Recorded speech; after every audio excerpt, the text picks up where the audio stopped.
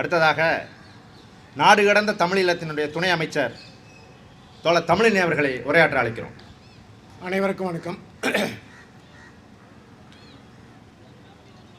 கடந்த 4 ஆண்டு காலமாக இந்த திமுக ஆட்சிக்கு வந்ததிலிருந்து ஈழத்தமிழர்களுக்கான எந்த ஒரு நிகழ்வையும் அவர்கள் தொடர்ச்சியாக தடை செய்திருக்கிறார்கள். நாங்கள் நாடு கடந்த தமிழீழ அரசாங்கத்தினுடைய ஆண்டுக்கு 2 முறை நேரடி அமர்வு நடக்கும். நாடு கடந்த தமிழீழ அரசாங்கத்தினுடைய நேரடி அமர்வு. அந்த அமர்வில் ஒரு அமர்வை சென்னையிலே நடத்துவதற்கு திட்டமிட்டு ஒரு தனியார் விடுதியிலே பதிவு செய்து ஏற்பாடுகள்லாம் செய்தோம். அந்த தனியார் விடுதியை போய் மிரட்டி அந்த ஹோட்டலையே பூட்டிட்டாங்க. அதற்கு பிறகு நாங்கள் வேறொரு இடத்திலே அந்த கூட்டத்தை நடத்தி அதில் கலந்து கொண்டவர்களையெல்லாம் கைது செய்து அன்று இரவு தான் அவர்கள் விடுவித்தார்கள். அடுத்த ஆண்டு இன்னொரு கூட்டத்தை நடத்த வேண்டும் என்பதற்காக இன்னொரு அரங்கத்தை நாங்கள் பதிவு செய்து முன்பணம் கொடுத்து பதிவு செய்து வைத்திருந்தோம்.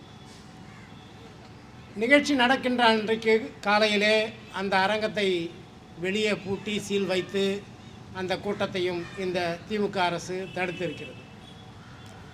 இன்றைக்கு உண்மையிலேயே எனக்கு மிக மகிழ்ச்சியான நாளாக இருக்கிறது. இந்த கூட்டம் என்பது ஒரு திருப்பு முனையை ஏற்படுத்தி இருக்கிறது. இதற்கு காரணம் இதிலே முன் கையெழுத்து செய்கின்ற அருமை தோழர் புகழேந்தியும் அவரோடு நிற்பவர்களும் வழக்கறிஞர்களாக இருக்கின்ற ஒரு காரணத்தினால் இந்த ஆர்ப்பாட்டத்திற்கு அனுமதி கொடுத்திருக்கிறார்களோ என்கிற ஐயம் எனக்கு இருக்கிறது.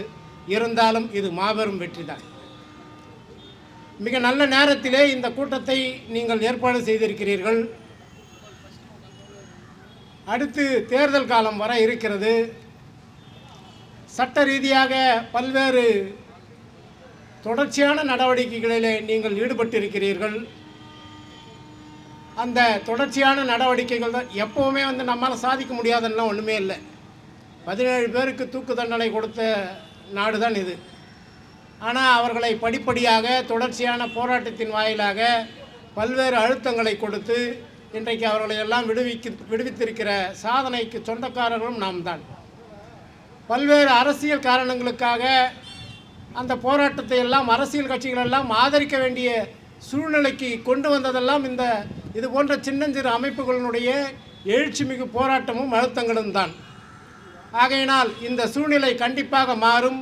இந்த சிறப்பு முகாம்களை எல்லாம் நாம் இழுத்து மூட முடியும். 2009 ஆயுதங்களை எல்லாம் கைவிட்டதாக அறிவித்த பிறகும் கூட இன்று வரையிலும் இந்திய அரசு புலிகளின் மீதான தடையை போட்டு கொண்டிருக்கிறது. அப்படி அவர்கள் புலிகளின் மீதான தடையை நீடிப்பதற்கு காரணம் தமிழக அரசினுடைய உள்துறை கொடுக்கின்ற அறிக்கை தான் அதற்கு அடிப்படையாக அமைந்து விடுகிறது. அப்படி இந்த புலிகளின் மீதான தடைக்கு காரணமாக இருந்தாலும் சரி, அல்லது இங்கே ஈழ அகதிகளுக்கான உரிமைகள் மறுக்கப்படுவதாக இருந்தாலும் சரி, எல்லாவற்றிற்கும் நாம் தில்லியை காரணம் காட்டுவதை விட இங்கே இருக்கிற ஆட்சியாளர்கள் தான் காரணமாக இருக்கிறார்கள், அவர்கள் தான் அடிப்படையாக இருக்கிறார்கள் என்பதுதான் உண்மை. அந்த அளவிலே வருகிற தேர்தலின் நேரத்திலே நாம் ஒரு அழுத்தத்தை அவர்களுக்கு கொடுத்தால் ஏதாவது ஒரு மாற்றத்தை நம்மால் இங்கே ஏற்படுத்த முடியும் என்று நான் உறுதியாக நம்புகிறேன். அதற்கான தொடக்கமாக இந்த கூட்டத்தை நான் பார்க்கிறேன். இந்த கூட்டத்திற்கு வந்திருந்த அனைவரையும் நான் பாராட்டுகின்றேன், வாழ்த்துகின்றேன். அவர்கள் தொடர்ச்சியாக செயல்பட வேண்டும் என்று கேட்டுக்கொள்கிறேன். நன்றி, வணக்கம்.